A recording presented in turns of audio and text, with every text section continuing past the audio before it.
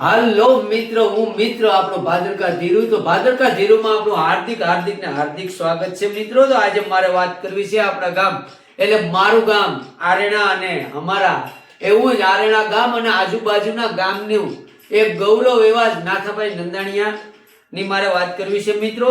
તો આપણે શું પર્યાવરણ ઋણી છે, તો તે ઋણ ચૂકવવા દર વર્ષે પ્રાકૃતિક યજ્ઞ અનુષ્ઠાન નાથાભાઈ નંદાણીયા પોતાની વાડીએ કરે છે મિત્રો. તો હું તમને આ વિડીયોમાં બતાવવા માંગુ છું, તો બને એટલા વિડીયોમાં બન્યા રહેજો. તો પૂજ્ય બ્રહ્મલિંગ ગુરુદેવ સ્વામી ગુરુ ચરણાનંદ ચૈતન્ય તીર્થ મહારાજના અનુકૃપા અને આદેશથી કરે છે આ નાથાભાઈ નંદાણીયા. કોણ? તો કે નાથાભાઈ નંદાણીયા.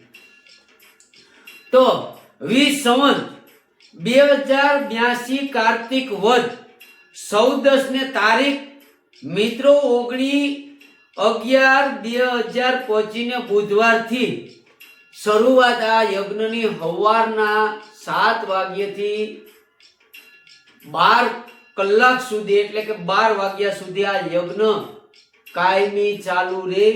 અને મિત્રો તો ઈ યજ્ઞ પૂરો થવાની વાત કરીએ તો બીજ ને તારીખ 22/12/2025 ને સોમવાર સુધીમાં પ્રકૃતિ યજ્ઞનું આયોજન કરેલું હોય તો ઈ યજ્ઞ તેદી પરિપૂર્ણ થતો હોય. તો હું તમને મિત્રો આ પર્યાવરણ યજ્ઞ આખો આ વિડીયોમાં બતાવવા માંગુ છું. તો બને એટલા વિડીયોમાં બન્યા રહેજો, વિડીયો પૂરેપૂરો જોજો. તો મારા વિડીયોને લાઈક, શેર, સબસ્ક્રાઇબ ને ફોલો કરતા રહેજો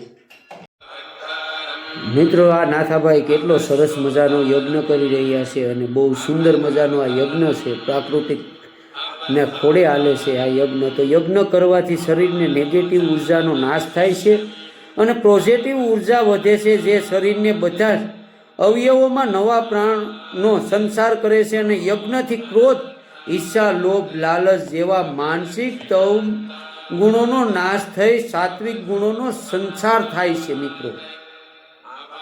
તો જે વ્યક્તિ મસ્તિષ્કમાં પોઝિટિવ વિચારોનો સંચાર કરે છે એટલે આ યજ્ઞ છે બહુ સરસ મજાનો કાર્યક્રમ છે, બહુ સારો છે. અને આ સરસ મજાનો કેવો યજ્ઞ હાલે છે.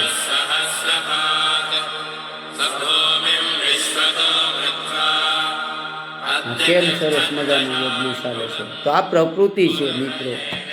પ્રકૃતિના ખોડે સરસ મજાનો આપણા નાથાભાઈ નંદાણીયા યજ્ઞ કરી રહ્યા છે.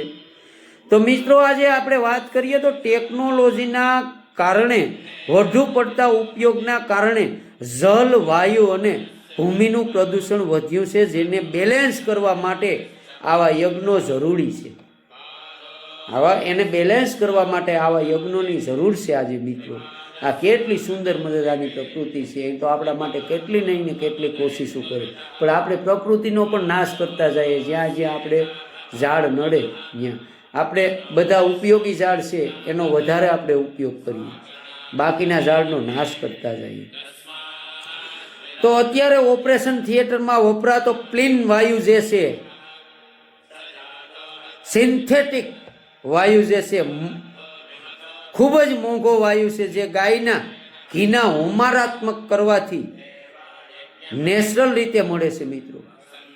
ગાયનું ઘીનું હોમારત કરો તમે તો નેચરલ રીતે મળે છે.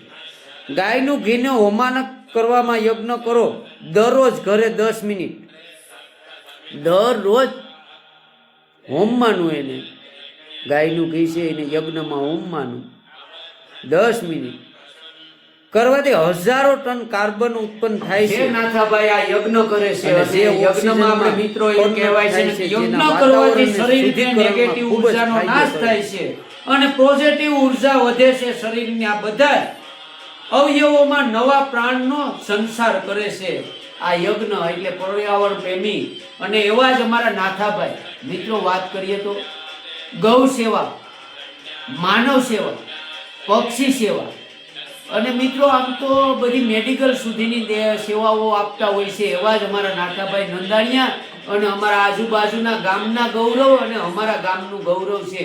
તો આપણો આ પર્યાવરણ યજ્ઞ છે મિત્રો. તો યજ્ઞમાં હજી ચાલુ જ છે, આખો એ વિડીયો જોતા રહેજો, આગળ જો.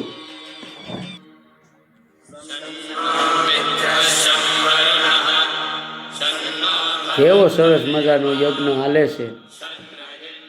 આપણે યજ્ઞમાં બધાય બને એટલા વિડીયોમાં બન્યા રહેજો. સરસ મજાનો યજ્ઞ હાલે છે.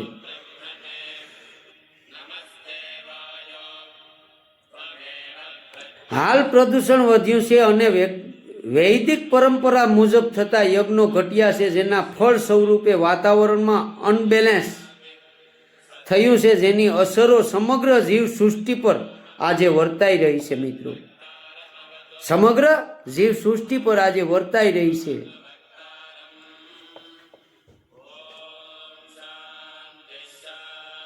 જેને લીધે આવનારા સમયમાં વાયરસ જન્ય રોગ થવાથી શક્યતાઓ વધશે, જેનાથી બચવા માટે આ યજ્ઞ જરૂરી છે. મિત્રો, જેના માટે આપણે બચવા માટે આ યજ્ઞ છે ને એ જરૂરી છે. મિત્રો, તો આ યજ્ઞ બહુ સરસ મજાનો આપણું ગૌરવ એવા નાથાભાઈ નંદાણીયા પોતાની વાડીએ કરી રહ્યા છે. સરસ મજાનું આજના વર્તમાન સમયમાં યજ્ઞની જરૂર શા માટે છે? મિત્રો, એટલે આજના વર્તમાન સમયમાં યજ્ઞની આપણે ચોક્કસ ને ચોક્કસ જરૂર છે. મિત્રો, હાલો મિત્રો, તો એવા જ આપણા નાથાભાઈ રામભાઈ નંદાણીયા, શિવમ ચક્ષુદાન આરેણા, અને પોતે પર્યાવરણ પ્રેમી, ગૌ પ્રેમી, માનવ પ્રેમી, અને કેટલા બધી પોતે આવા બધી કાર્યક્રમ કરતા હોય છે. તો મિત્રો, હું મિત્ર આપણો ભાદરકા ધીરુ, તો મારા વિડીયા યુટ્યુબમાં, ઇન્સ્ટાગ્રામમાં, ફેસબુકમાં લાઈક, શેર અને સબસ્ક્રાઇબ મિત્રો કરતા રહ્યો, અને આવો ને આવો મને કાયમી સાથ અને સહકાર આપતા રહ્યો. તો જય માતાજી, જય સોમનાથ, અને બધાયને હર હર મહાદેવ. તો ફરી એક નવા વિડીયો સાથે મળીએ મિત્રો. તો મને લાઈક, શેર, સબસ્ક્રાઇબ ને ફોલો કરતા રહેજો.